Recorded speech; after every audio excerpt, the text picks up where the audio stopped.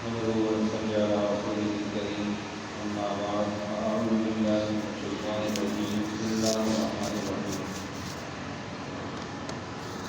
هو الذي أنزل عليك الكتاب منه آيات محكمات هن أم الكتاب وأخر متشابهات فأما الذين في قلوبهم زيغ فيتبعون ما تشابه منه ابتغاء الفتنة وابتغاء تأويله وما يعلم تأويله إلا الله والراسخون في العلم يقولون آمنا به كل من عند ربنا وما يذكر إلا أولو الألباب صدق الله العظيم۔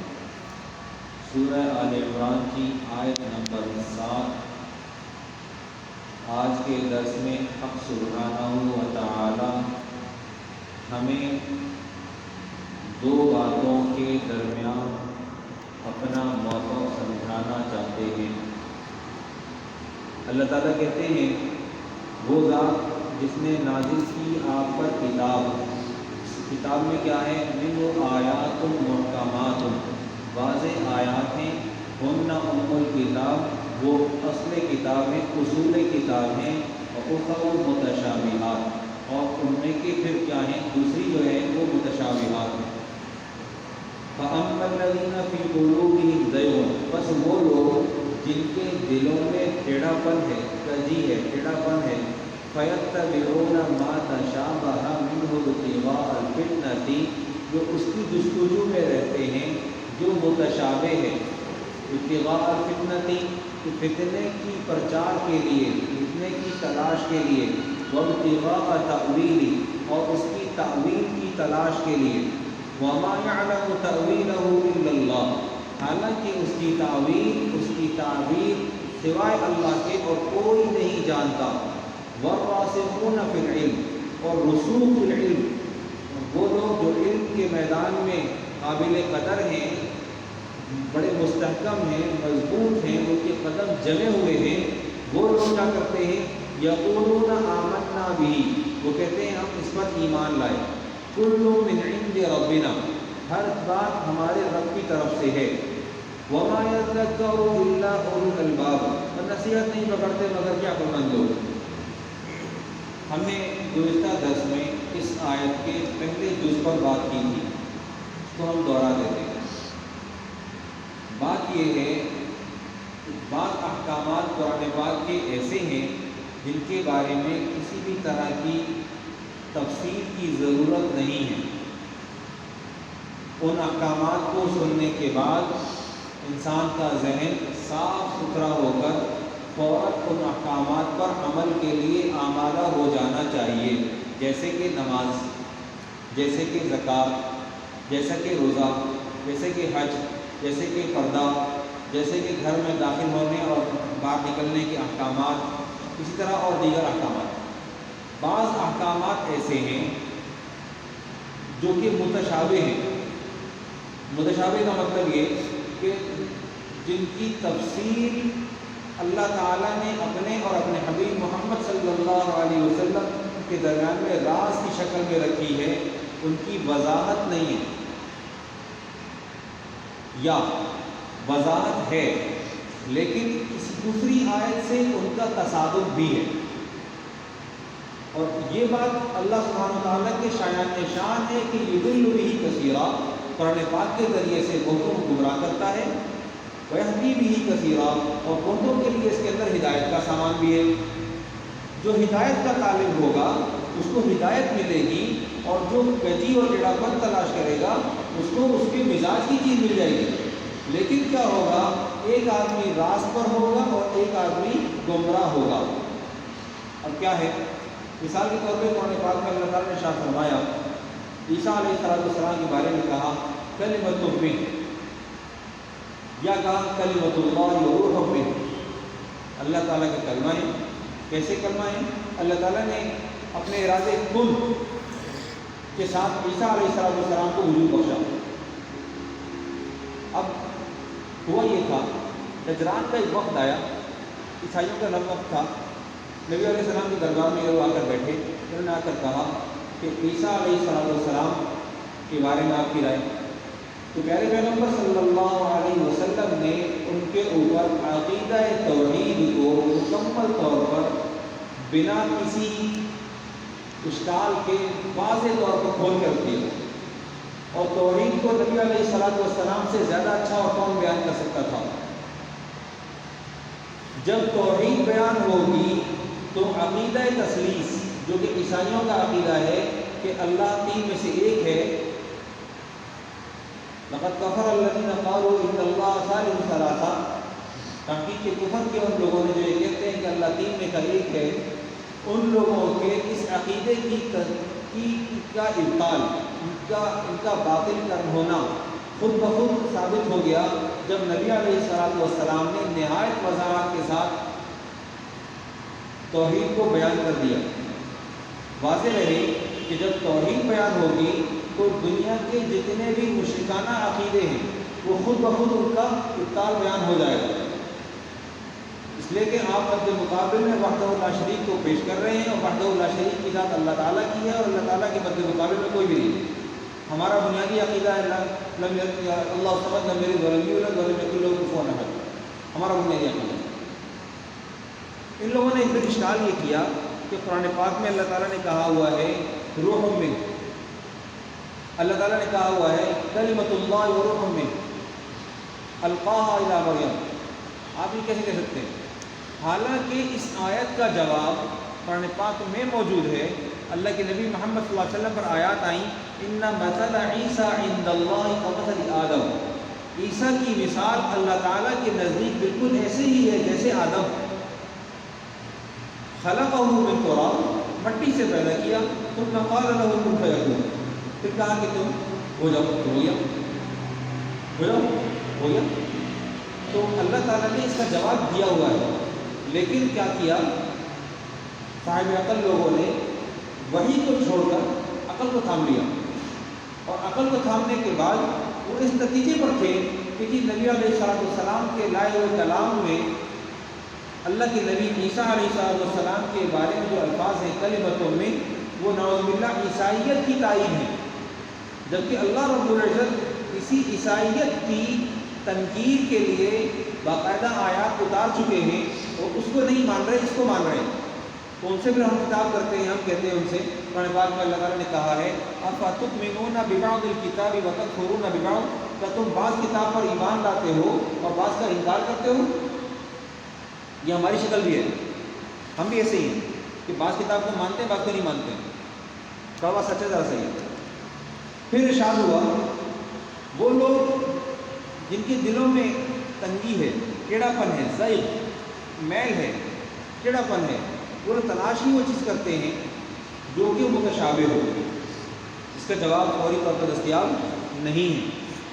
اس کا جواب اللہ تعالیٰ جانتے ہیں۔ مثال کے طور پہ حروف مقطعات، الف لام میم، حامیم، کاف ہا یا عین صاد، حامیم عین سین قاف، یا صرف قاف صاد، یہ سارے کے سارے الفاظ وہ ہیں جو کہ حروف مقطعات میں سے ہیں، اور اللہ رب العزت نے ان کی تشریحات کو محفوظ رکھا، اپنے پاس محفوظ رکھا، ان کا اظہار نہیں فرمایا۔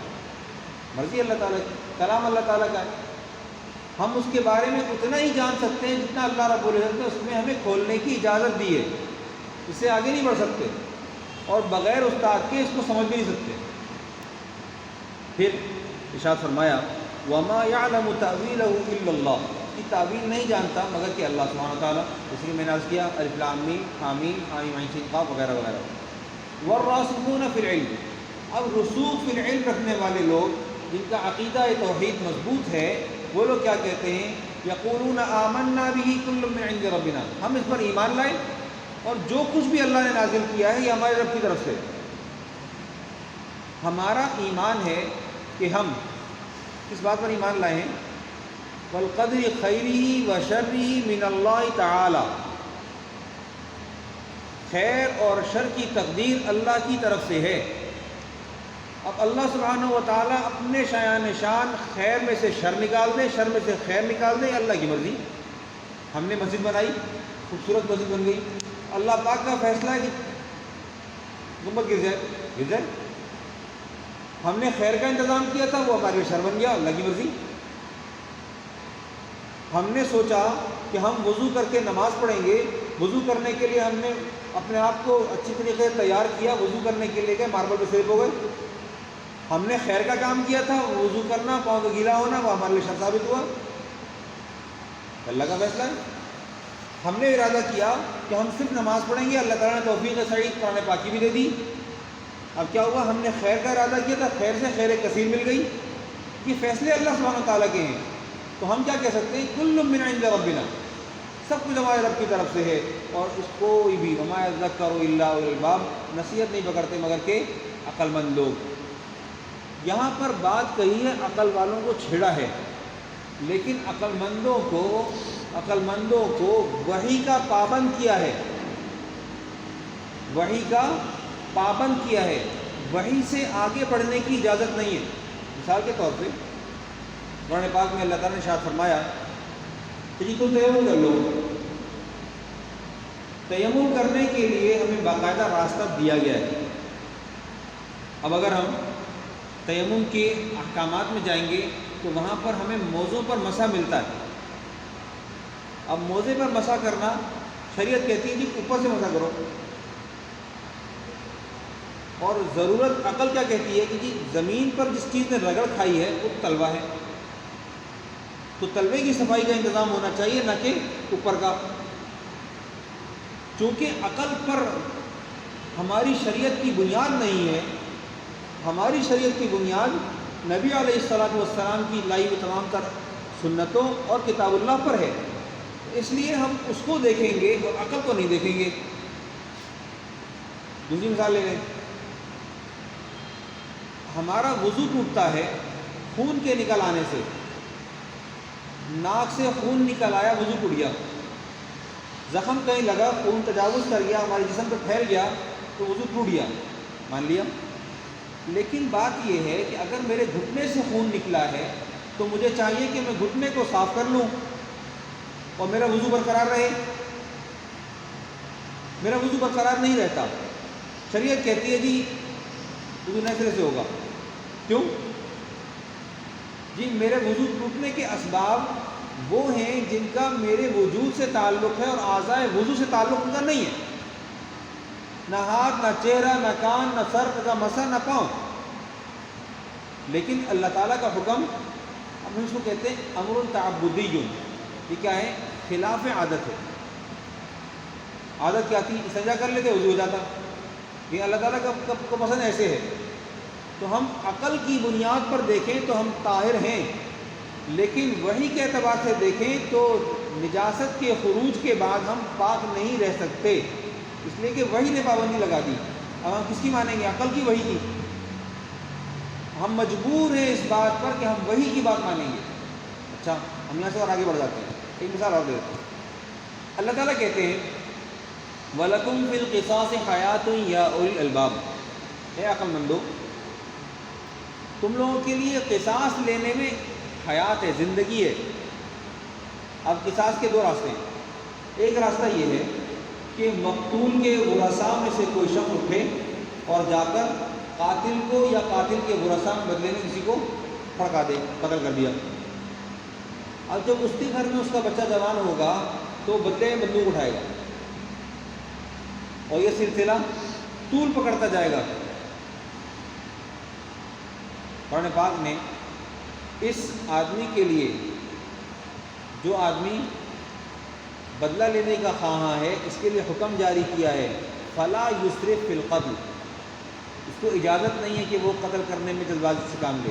یہ کام کس کا ہے، حکومت کا ہے، اس کا اپنا نہیں ہے۔ وہی نے کیا کیا، وہی نے کہا کہ قصاص لیا جائے گا، قاتل کو لٹکا دو، سلسلہ رک گیا۔ تھرڈ پارٹی نے آ کر، قاضی نے آ کر، جج نے آ کر، عدالت نے آ کر اس آدمی کو جس نے زیادتی کی تھی، جس نے ظلم کیا تھا، جس نے قتل کیا تھا، اس کو لٹکا دیا۔ نتیجے میں کیا ہوا کہ آگے بات بڑھ نہیں سکتی کہ جس نے قتل کیا تھا وہ مقتول ہو گیا، ختم، بات ختم ہو گئی۔ اب قتل در قتل در قتل کا راستہ بند ہو گیا، کیونکہ اس کا سدباب کر دیا گیا۔ کیسے کیا، عقل سے، وحی سے، وحی سے۔ اللہ رب العزت نے ہمیں وحی کا پابند بنایا ہے، وحی پر رہنے سے ہماری زندگیوں میں برکت رہے گی۔